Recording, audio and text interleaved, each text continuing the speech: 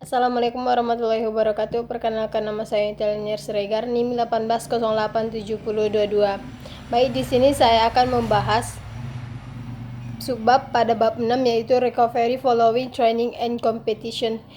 Yaitu sebagian besar atlet, terutama yang dari kelas elit atau yang kelas sudah mahir, terkena sangat menuntut sering berlatih 2 bahkan sampai 3 kali maupun lebih dalam satu hari.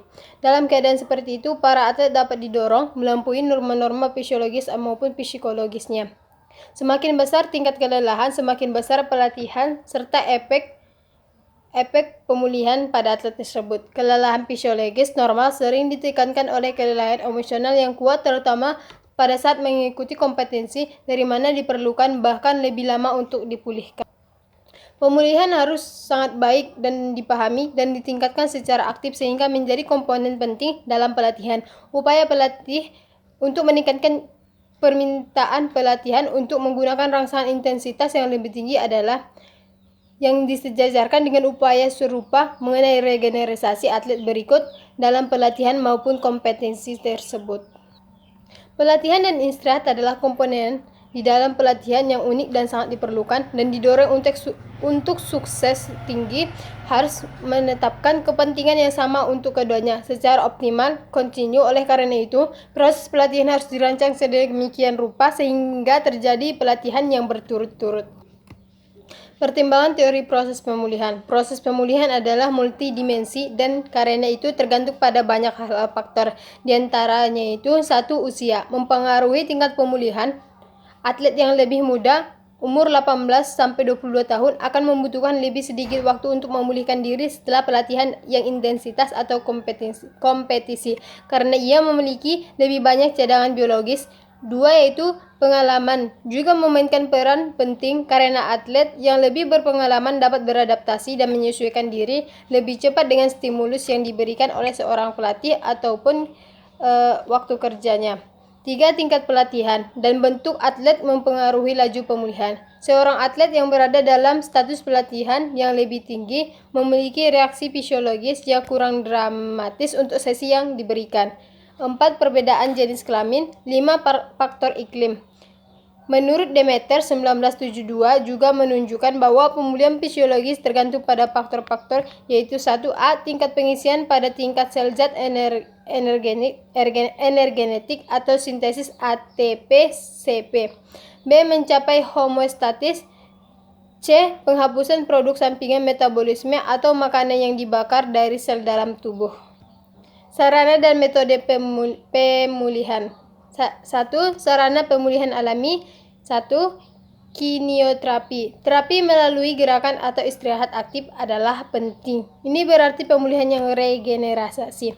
Dalam ilmiah, kinioterapi terungkap pada awal abad 1903 ketika Stethenov dan kemudian Weber 1914 menunjukkan bahwa otot yang telah dapat meningkatkan kecepatan pemulihan dan meningkatnya konsekuensinya kapasitas kerjanya.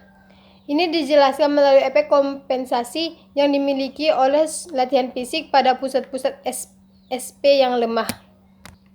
2. Yaitu tidur. Tidur atau istirahat pasif adalah sarana fisiologis utama untuk mengembalikan kapasitas kerja seorang atlet maupun olahragawan. 3. Gaya hidup. Sebagian besar terkait dengan keluarga dan teman sebaya. Suasana tim yang bersahabat, rekreasi yang beragam, dan diskusi dengan pelatih dapat mengembangkan sikap yang sehat terhadap penyelesaian masalah proses tersebut. Sarana pemulihan fisioterapi yaitu 1. Dengan melalui masas. 2. Elektrosimulasi dan ultrasound. 3. Balneoterapi. Aeroterapi yaitu oksigenoterapi. Dragan 1978 mengimplementasikan bahwa pengurangan level saturasi 2 menjadi 86% dari normal menyebabkan penurunan rentang konsentrasi pada atlet tersebut. 2. Yaitu aeroterapi. 3. Cure altitude. Sarana pemulihan yang berlangsung lama ataupun yang permanen. Pelatihan yang efektif membutuhkan penggunaan sarana yang konstan dan permanen dalam pemulihan. Pemulihan ini tidak hanya memfasilitasi pemulihan cepat setelah pelatihan, tetapi juga akan mempertahankan kondisi fisik dan psikologis yang tinggi secara terus-menerus untuk mencapai tujuan pelatihan tersebut. Secara singkat, cara pemulihan permanen itu mencakup beberapa hal, yaitu satu, pergantian kerja yang rasional dengan fase regenerasi. Dua, upaya untuk menghilangkan semua stres. 3. Suasana tim yang tenang dan permainan yang tenang, percaya diri, dan optimis. 4. Diet yang rasional. 5. Istirahat yang aktif dan keterlibatan dalam kegiatan sosial yang menyenangkan dan santai. 6. Pemantauan permanen status kesehatan setiap atlet. Selanjutnya itu sarana pemantauan pemulihan. Di antara cara sederhana yang dapat digunakan pelatih untuk memverifikasi kondisi pemulihan atletnya itu satu, pengamatan bentuk atlet. Dinyatakan melalui tingkat efektivitas dalam pelatihannya dalam mencapai tujuan pelatihan secara memadai atau mencapai standar yang telah ditetapkan di sesi pengujian. 2. Yaitu menyikapi sikap atlet. Sikap yang teliti dan optimis selama pelatihan, hubungan yang memadai antara rekan tim yang satu dengan tim yang lainnya, dan reaksi yang umumnya positif dan kompleksitas tindakan dalam pelatihan menunjukkan bahwa beban dalam pelatihan proporsional dengan kapasitas pemulihan seorang atlet tersebut. 3. Status kesehatan atlet dipantau oleh dokter dan dirasakan secara subjektif oleh atlet itu sendiri, menunjukkan tingkat pemulihan individu yang tidak diregenerasi, mempengaruhi fungsi normal sistem sirkulasi yang dinyatakan oleh Bucur 1978. 4. Memperhatikan kemauan latihan atlet, keinginan untuk mencapai melampaui penampilan pribadi, nafsu makan, keadaan tidur, dan emosional seimbang menunjukkan status pemulihan. 5. Yaitu mengamati variasi berat dalam kurang lebih 1 kg selama 24 jam menunjukkan angka normal di dalam pemulihan. 6. Yaitu mengukur detak jantung yang merupakan indikator fisiologis penting dari rest status Coperi. Dragan 1978 mengemukakan bahwa perbedaan yang lebih besar dari 8 sampai 16 detak per menit antara SDM istirahat yang diambil dalam posisi berbaring dan posisi berdiri mewakili tingkat pemulihan yang rendah, dan sebagai konsekuensinya program pelatihan harus diubah. Baik, jurnal pendukung yaitu 1.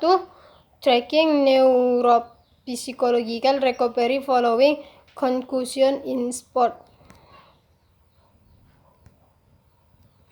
yang membahas penggunaan serial neuropsikologis terkonferensi dengan IVACT untuk memantau pemulihan dalam serangkaian kasus klinis atlet yang terluka. Baik, sekian dan terima kasih. Wassalamualaikum warahmatullahi wabarakatuh.